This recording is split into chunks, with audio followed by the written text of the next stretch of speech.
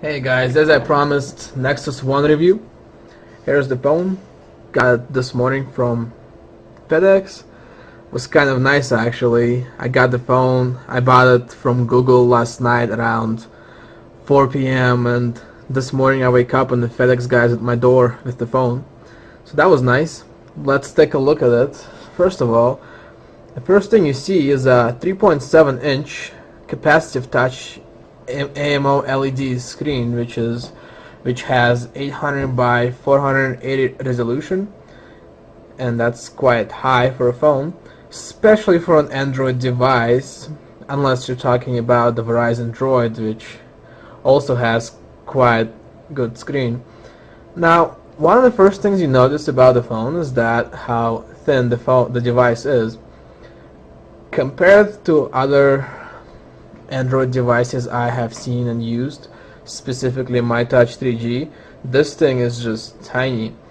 It's a little bit heavier than the MyTouch, but not by a lot, and it feels really good in the hand. I have no complaints about that. Now, on the bottom you have a micro USB port, and you have light sensors as well as the microphone. This phone has automatic brightness by default, which dims and brightens the phone based on the light conditions you're in.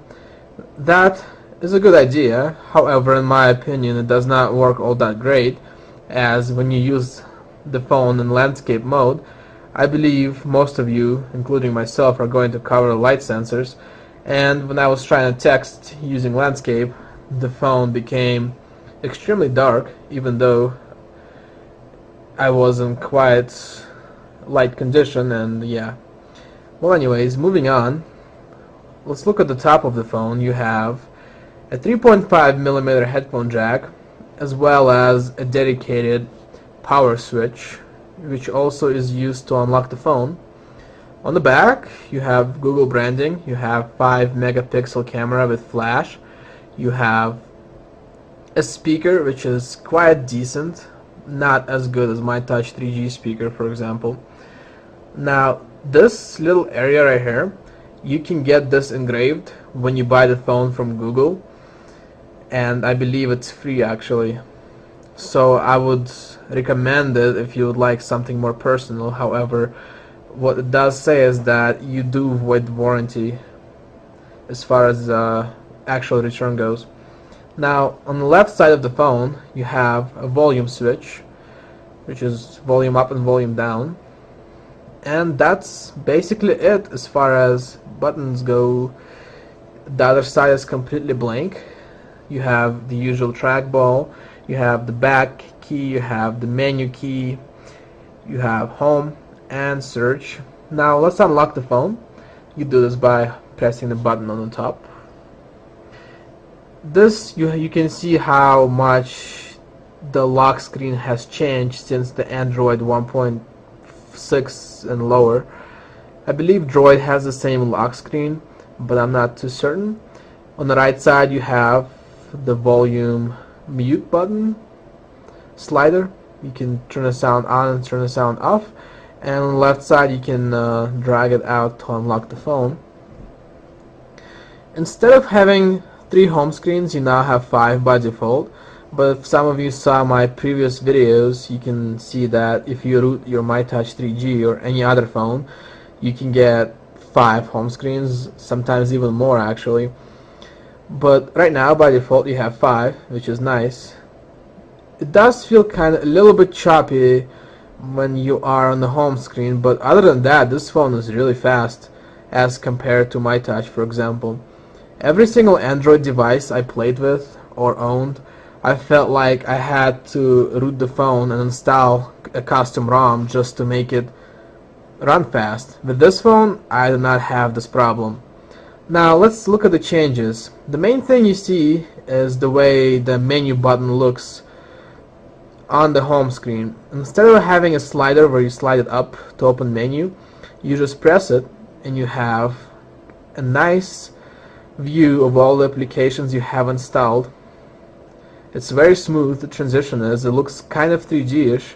If you look closely, you can see that it seems like the icons are just going up the screen into a 3D box looking thing. You press home to go back home. It does have Facebook integrated, which is also neat. Now, aside from the menu, you also have two little buttons on each side in the lower corners of the screen.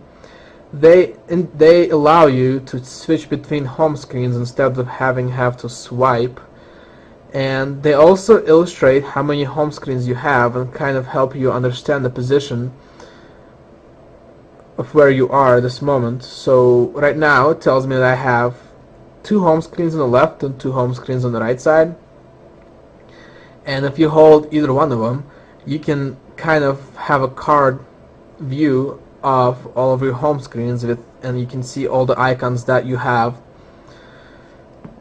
on those screens, and you can click on them and jump straight to that screen, which is kind of fun, I guess. But moving on, one thing that they also added was live wallpapers, which allows you to have 3D looking wallpapers on your home screen, and some of them even have some interaction to them. Let's take a look at Nexus 1. As you can see, we have a lot of different lines moving around the screen.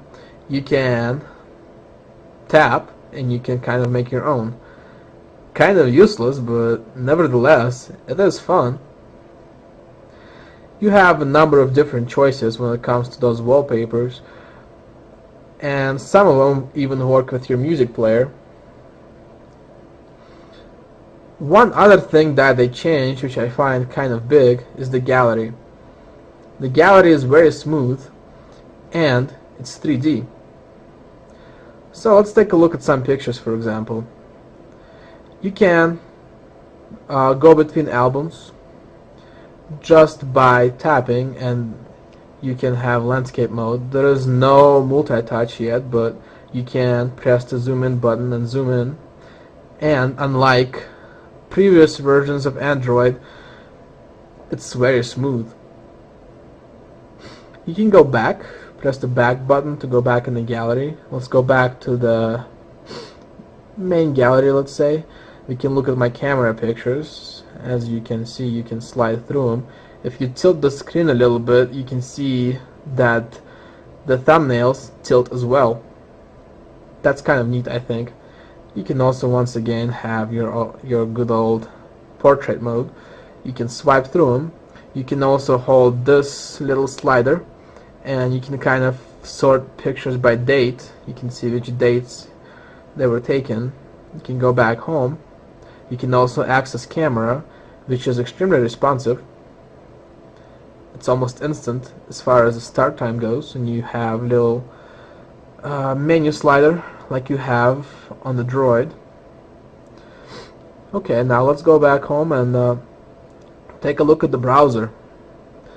The browser on this phone is quite nice. It loads pages fast, even over 3G, and it's very smooth. Once again, no multi-touch, but you have the ability to add it by installing custom modifications to your browser. Right now we're on 3G, and what I like about the browser is the way the URL bar looks. On my Touch 3G or Android 1.6 or 1.5 even, you have a small bar which is really hard to click on, and it just doesn't look very elegant. This one does. It's exactly like the Droid, and it gives you ability to click on it and type the address in, as well as many other things. You have landscape mode. You can double tap to zoom in, and it is quite snappy as compared to previous devices I have had running Android. One more thing that they have added was the voice function to the phone, which allows you to do almost everything using just voice. You can send emails, you can type text messages, as well as type anywhere using your voice, using voice recognition software. But we don't have any time left, so I'll have to make a separate video for that.